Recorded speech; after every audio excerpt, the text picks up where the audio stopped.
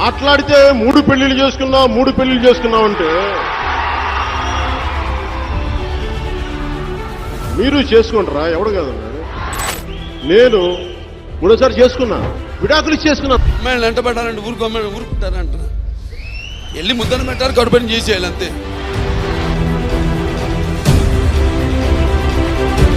ఆ ముగ్గురికి మహిళలంటే చిన్న చూపు.